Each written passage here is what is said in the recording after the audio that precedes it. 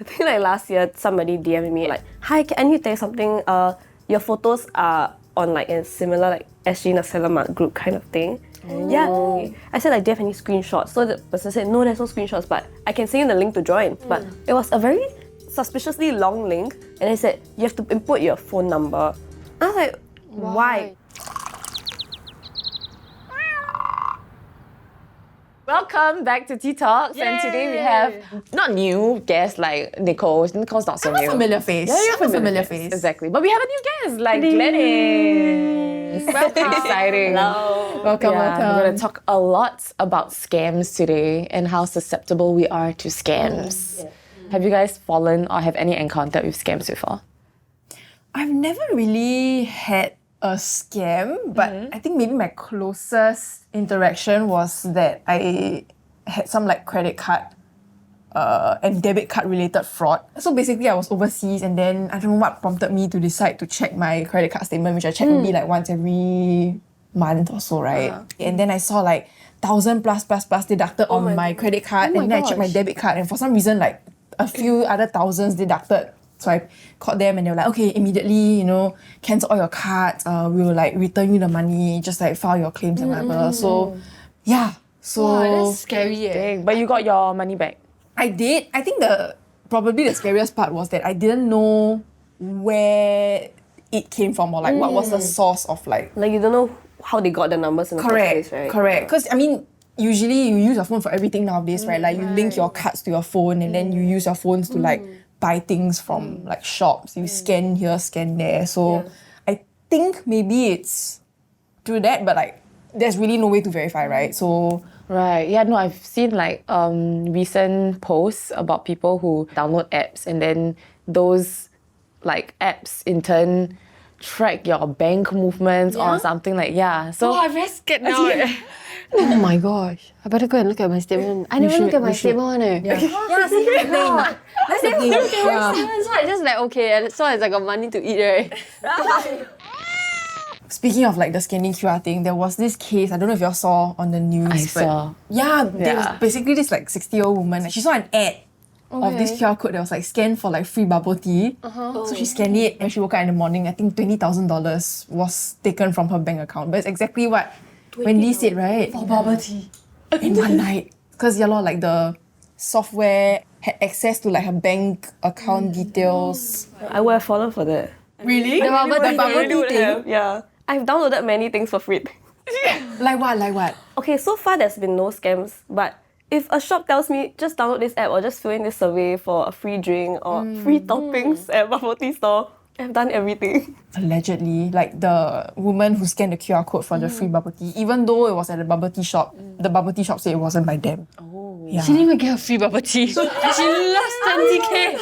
So poor thing. No, auntie. So apparently what I read that you can do in order to protect yourself, right, is that if you are downloading an app, you need to make sure that you are downloading from like the proper app stores, which is like Apple App Store and Google Play Store. Make sure you check that the developer details are like real. And then if you had already downloaded the app, what you need to do is to turn your phone to airplane mode, turn off Wi-Fi, and then run an anti-scam application just to make sure like everything is good.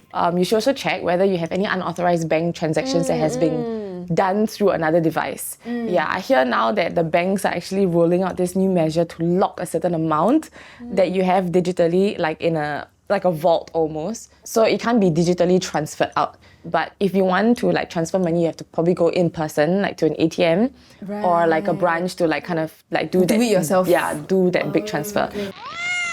So like then have you ever fell for any or encountered any like phishing scams? I think like last year somebody DM'd me like, "Hi, can you tell you something?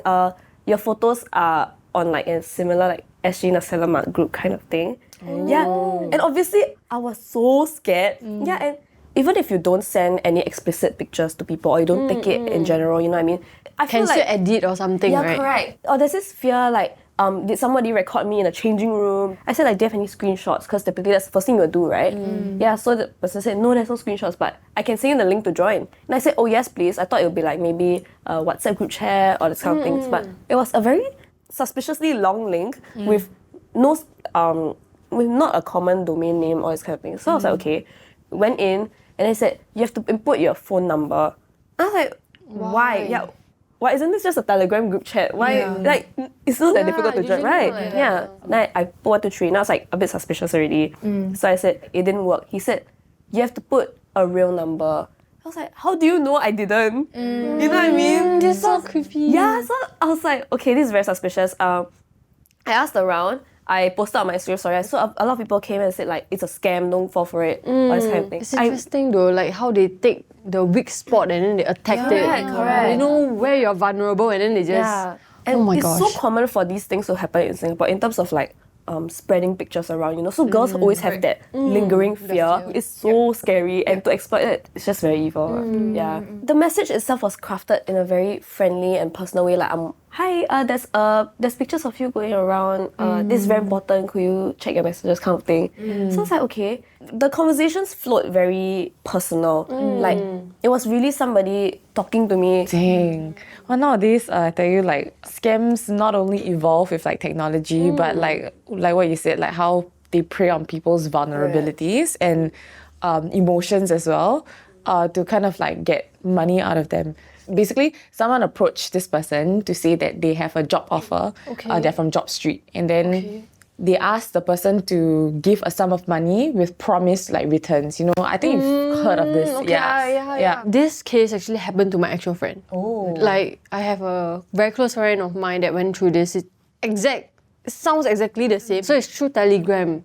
Yeah, it's Telegram, like a conversation kind of thing. She was quite skeptical initially, but once she transferred, right, and then she saw the returns, and there's this trust building basis that you go through, right? And once you realize, hey, actually the money quite easy to earn, so you would dare to invest a little more. She continued to invest, continued to give until one day the return didn't come back. Yeah, so that was when it got really bad and they didn't get back to her. And that was when she realized, oh my God, this is a scam. Because this is it. I just got scammed because it's 20k. Yeah, It balls up to 20k. It's a lot of money. Did they get the... She didn't. 20k gone. All they can do is make a police report about it. Yeah. Damn jialat. Do y'all feel that you will fall for something like that? Or will y'all blame yourselves if you do? I was gonna say, I think previously I used to think like, I know only old people fall for scam. But no leh, I think increasingly with the scam tactics on the rise, The human touch.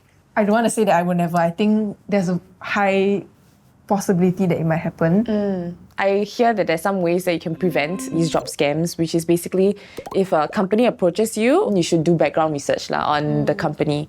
Also, don't pay to secure a job offer. Yeah, because I think it's a bit weird. Don't fall for this like too good to be true. Like you do something small and then you get a quick buck. And don't give out your personal details, like your phone number. So I think that's how you kind of, at least these, you can just think of these steps to ways to mitigate it. Yeah. There's this app called ScamShield. The fox icon, right? You've used it before? Oh, I have it on my phone. I'll basically just install it once and you set it up once. Then it prevents scammers from calling you in the first place. Oh, yeah. Wait, that's really annoying. Install now. Installing. Right. Scared. Talking about Glenys, just now you're saying that this sharing your stories online helps to normalize conversation. I was watching TikTok and then I saw a video of this girl who was talking about how she got scammed by this like rental Facebook marketplace rental posting. So basically what happened was that she saw a posting on Facebook and then she contacted the agent because she was interested in the viewing. So the agent was like, okay, I know available for you to come down today, but I'm not free, so I get my PA to bring you. So I was like, okay, yeah, sure. So she went with the PA to go and see the house. Like an actual person. Like an actual person. Oh my god. Went with her to an actual house. Viewed it and she was like, oh yeah, very nice, location very good, price not bad. Then she was like, okay, I push my luck. Ask for like a slightly lower monthly fee. Then the agent very quickly, yeah, can. No problem. No fight, she was no like, nothing. no fight. Then she was like, okay, a bit sus. They started to like, oh yeah, can quickly sign, you know, like if you like it today, then we sign it today. Which is very like, usually it doesn't really happen that way. Yeah, you need some discussion. Correct, and there's like a bit of like back and forth. What she did was that she went to ask one of her friends who's a real estate agent to go and check like their real estate agent repository of like agent numbers to see if the agent It's real. is real. In the end, couldn't find. Oh no. Then she was like, it's a scam. So in the end, didn't sign and she got away. Yeah. But dang, that's high level. Speaking of shopping online, I was on Instagram scrolling and then this ad came up for a moon lamp. Basically, a lamp shaped like a moon. Okay. It's quite cute lah. Like, I would understand why. yeah, it's like, wow, so like can change color and all that, right? So I was like, oh my god, it looks so Like nice. white and yellow, right? I have it. Exactly. So I was like, oh my god, I want to buy. 1 week later, I think I was checking, and then I realized, like I have no like news about my lamp coming, right? Then I went to find the, I don't know if I got a receipt or something, but I remember where I bought the thing from. So I went to search online, like this website, and it didn't exist. Then, But do you like check for reviews? no, I didn't. I didn't. God, I you didn't check just- any. I just like moon lamp. I have to have it. I have to have this moon lamp. Put in my card details. My house and Jack.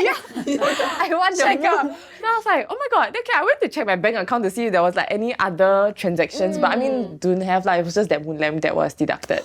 Then I was like, oh damn. Thank God it was just like that one like item. Yeah. So if you shop online or on any like e-commerce website, please remember to check reviews and I think use safe payment methods. Yeah, don't be an read impulsive. reviews lah, must Yeah, read I think reviews. reviews are nowadays. I read a lot of reviews to see like. I mean, okay, hearing all the stories shared today, realize that every one of us has kind of, actually except for you. Thank you. Maybe obviously I look scammable, but I am very diligent in checking things. I think out of everything that we've shared today, it really pays to be safe rather than sorry. And apparently there's like 3 tips to not fall for a scam or to prevent yourself from falling Such for a an scam. educational episode. Yeah, it is. What is it? It's ACT, the acronym ACT. Wow. ACT, yeah. Act. 1 is A is add, ScamShield add. Which you just Oh, My yeah. favorite Your you favorite should app. just It's really download good. it. Yeah, and then C is to check for scam signs with official sources. So I know, like, sometimes like you receive news like about, okay, there's this kind of scam going around, or like the banks will tell you like there's this kind of scam going around. Don't fall for it. Yeah, so just check with official sources for these news. Maybe like Google just to verify. Yeah, scam signs. So last one is to tell the authorities, your friends and families about these scam encounters. Right. Yeah, so don't keep Share it to about yourself. Yeah, so like what Glenys did. Yeah. Basically, whatever you've been doing it very well. Yeah. You've been acting. Exemplary. Yeah. So this has, like what Adele said, this has been a very educational episode of Tea I Talks. learned quite a bit. Learned a lot. A lot. And we'll see you guys on the next episode. See you next one. Bye. I almost dabbed.